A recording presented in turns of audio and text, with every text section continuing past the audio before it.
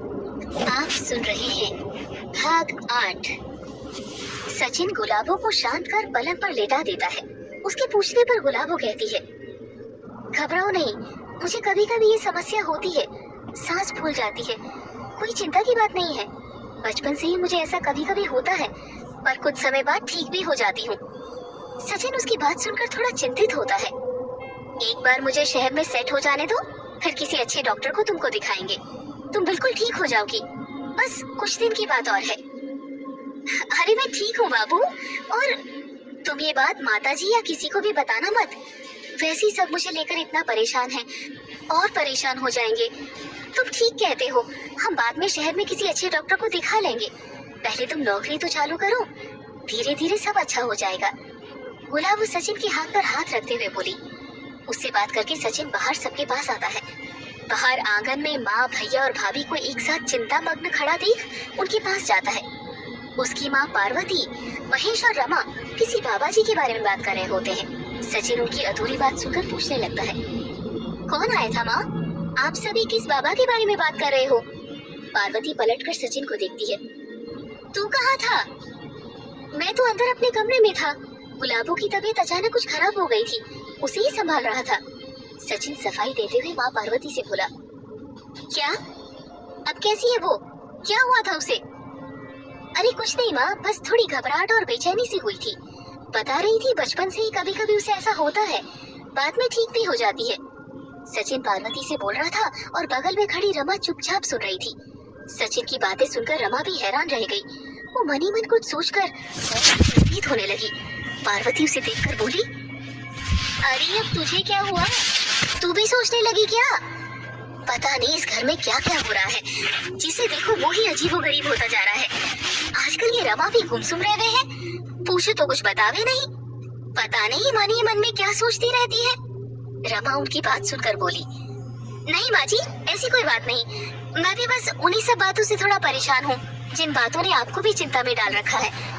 कितना भी करूँ पर मन से जाती ही नहीं ये बातें। रमा बात बनाते हुए पार्वती से बोली। सचिन बड़े गौर से दोनों की बात सुनता रहता है। तभी माँ उससे बोलती है, एक बहुत ही पुराने पहुंचे हुए अघोरी साधु भोलेनाथ के परम भक्त थे, बाबा गिरिराज जी। वो तो परम ज्योति में लीन हो गए। उनके ही शिष्य बाबा योगीराज जी आए थे अभी। बहुत पहुंचे हुए सन्यासी हैं। बहुत जप तप करके कई सिद्धियां प्राप्त की है उन्होंने। ज्यादा कहीं आते जाते नहीं, बस हमारे यहाँ ही आते हैं कभी कभी। वो भी इसीलिए कि तेरे बापू उनको, गुरु बाबा योगीराज जी को बहुत मानते थे। पार्वती सचिन से बोली, बाबा योगीराज, बाबा गिरिराज, ये सब क्या है माँ? किन बाबाओं के चक्कर में पड़ गई हैं आप? ये सब ढोंगी पाखंडी होते हैं, कोई सिद्धि विधि नहीं होती, सब मूर्ख बनाते हैं। सचिन पार्वती को बीच में ही टोकते हुए बोला, चुप कर, फालतू बातें मत कर। तू नहीं जानता उनके कितने एहसान है हम पर। आइंदा फिर कभी उल्टी बात की तो मुझसे बुरा कोई नहीं होगा।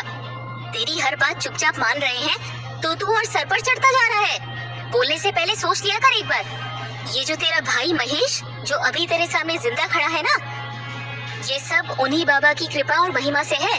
तू तो तब पैदा भी नहीं हुआ था। बहुत पुरानी बात है, जब महेश 3-4 साल का रहा होगा। एक बार महेश खूब बीमार पड़ा, काफी वैद्य हकीम दिखाए, बहुत दवा की, जिसने जहाँ बोला वहाँ गए, पर इसकी तबीयत में कोई सुधार नहीं हुआ।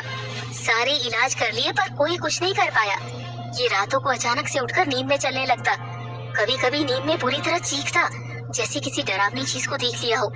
इसकी आंखें लाल सुर्ख हो जाती। एक बार तो रात में नींद चलते हुए घर से बाहर निकल गया। अगली सुबह जब मेरी नींद खुली तो महेश को घर में ना देखकर हम सभी बहुत परेशान हो गए। पूरे गांव, आसपास सब जगह देखा, पर ये कहीं नहीं मिला। बाद में गांव के ही एक आदमी को ये जंगल में बेहोश पड़ा मिला। वो जो तेरे शहर के अंग्रेजी पढ़े लिखे वैद्य होते हैं ना, क्या बोलते हैं उनको? हाँ, डॉक्टर साहब। उस जमाने में तो सिर्फ शहर में ही होते थे। वहाँ भी जाकर दिखाया उनको, पर उनकी दवाइयाँ भी नहीं लगी। उन लोगों ने तो यहाँ तक कह दिया कि ये बहुत कमजोर हो गया है, ज्यादा जी नहीं पाएगा। और हमने भी आशा छोड़ ही दी थी। फिर एक दिन भोलेनाथ की कृपा से एक बाबा जी गाँव में आए हुए थे। वो लोगों के दुख दर्द अपनी सिद्धि के बल पर ठीक करते थे। हम भी उनके बारे में सुनकर महेश को लेकर उनके पास गए। उन्होंने अपनी सिद्धियों से आंख बंद करके फौरन बता दिया कि इसके पांव किसी गलत जगह पड़ गए हैं, इसीलिए इसकी तबीयत दिन पर दिन बिगड़ती जा रही है। उन्होंने भभूत लगाई इसके माथे पर। वैसे ही इसकी आंखें अंगारे की तरह लाल लाल जलने लगी और ये बेहोश हो गया। उन बाबा ने इसके सर पर हाथ रखकर कुछ मंत्र बोले, फिर फूंक मारी। अभिमंत्रित जल दिया। ये फौरन उठकर बैठ गया, आंखें भी सही हो गई। उन्होंने अभिमंत्रित कर जल दिया जो इसे कुछ दिन पिलाना था और इसके पूरे शरीर से एक पूरी सुपारी उसार कर एक शीशे में बंद कर तेरे बापू को दी और बोले कि इसे दूर कहीं जंगल में गाड़ाना, जहाँ इंसानी आवाजावी नहीं हो या बहुत कम हो। तेरे बापू तेरे मनु चाचा को साथ लेकर इसे कहीं दूर जंगल में गाड़ाए। 3-4 दिनों में ही उनके अभिमंत्रित जल से तेरा भाई वापस ठीक हो गया। तब से तेरे बापू उनसे इनके भगत हो गए और वो जब तक इस गांव में रहे उनकी खूब सेवा की और बाद में भी जब भी आते तो उनकी बड़ी लगन से सेवा करते। उन्होंने आशीर्वाद दिया तेरे बापू को और इस घर को। जब से ही कभी कोई परेशानी नहीं आई, पर जो आया है उसे जाना भी होता है, साधु हो या फकीर या हम जैसे आम इंसान। उनकी उम्र पूरी हुई तो ब्रह्मलीन हो गए। बाद में उनकी जगह उनके शिष्य बाबा योगीराज जी ने ली। कहते हैं बाबा गिरिराज जी ने जाते जाते अपनी सारी सिद्धियां इनको दे गए। ये भी बहुत पहुंचे हुए साधु हैं, इन्होंने भी कई सारी सिद्धियां प्राप्त कर रखी है।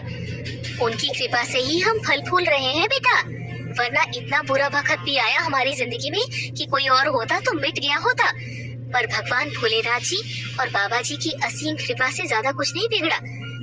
थोड़ा बहुत गिरना उठना तो सबकी जिंदगी में लगा रहता है, लेकिन जिसका विश्वास ईश्वर और उसके सच्चे बंधुओं में अड़िग रहता है, मुसीबतें भी उसका कुछ बिगाड़ नहीं पाती। इसीलिए बिना जाने कुछ मत बोलना बेटा। हम जानते हैं हम लोगों ने कैसा समय देखा है, किन किन मुश्किल हालातों का सामना कर तेरे भाई और तुझे इतना बड़ा किया है। पार्वती बोले जा रही थी और सभी चुपचाप सोने जा रहे थे। माँ की बात सुनकर सचिन कुछ देर खामोश रहता है, फिर बोलता है, मैं आपको झुठला या गलत साबित नहीं कर रहा माँ, बस मुझे ऐसी बातों पर पता नहीं क्यों यकीन नहीं होता। आज विज्ञान का युग है, ऐसी बातों पर भला कौन यकीन करता है। आपको अच्छा नहीं लगता तो मैं अब आपसे इस बारे में कोई बात नहीं करूँगा। आप सभी खुश रहो माँ, मुझे और क्या चाहिए। इतना कहकर सचिन माँ के गले लग जाता है। तू शहर कब जा रहा है? तैयारी हो गई तेरी? किसी चीज की जरूरत हो तो बता देना, परेशान नहीं होना। तेरा भाई अभी बैठा है, रुपए पैसे की चिंता मत करना, बस अपना काम मन लगा कर करना और यहाँ की चिंता बिल्कुल नहीं करना। मैं हूँ ना। महेश सचिन के सर पर हाथ फेरते हुए बोला। दोनों भाई एक दूसरे को देखते हुए आपस में गले लग जाते हैं।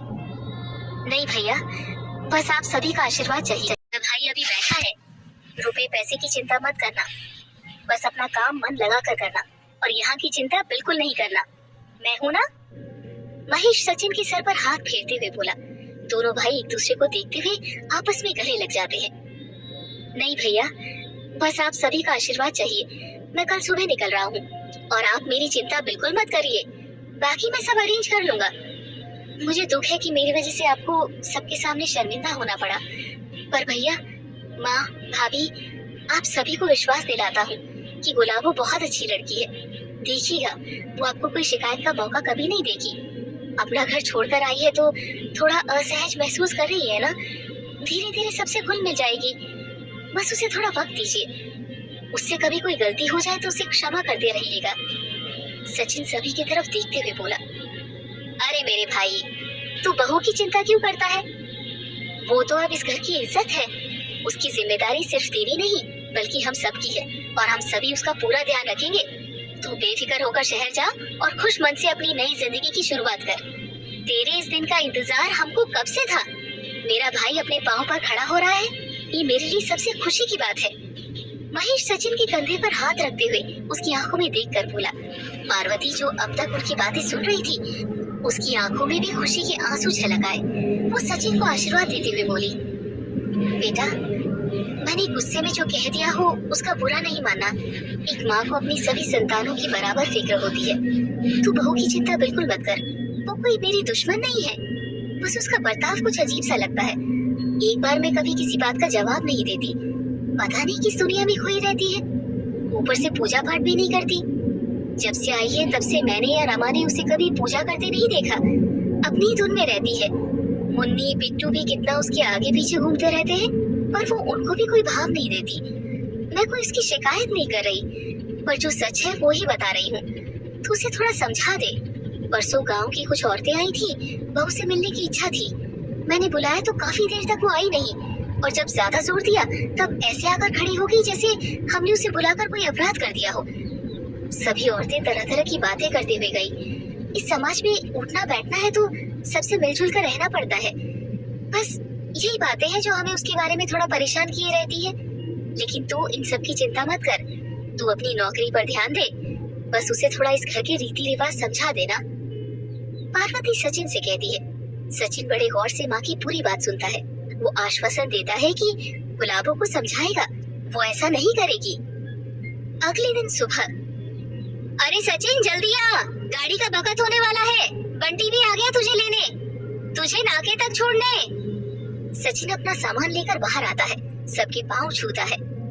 आशीर्वाद लेकर जैसे ही जाने को होता है, सामने से खुशबू आ जाती है।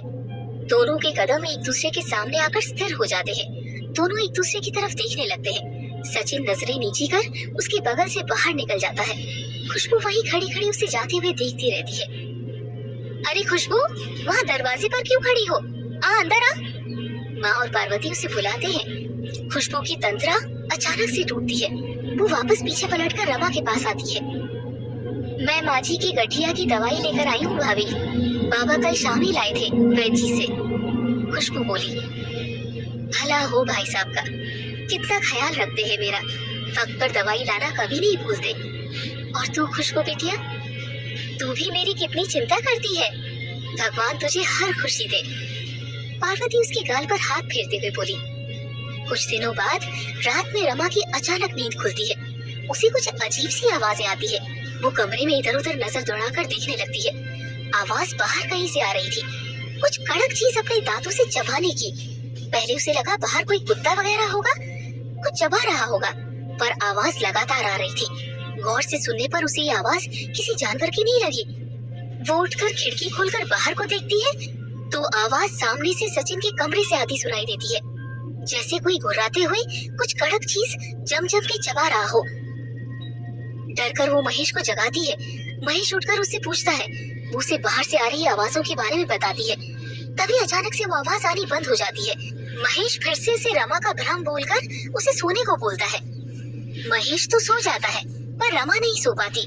वो गुलाबों के बारे में ही सोचती रहती है।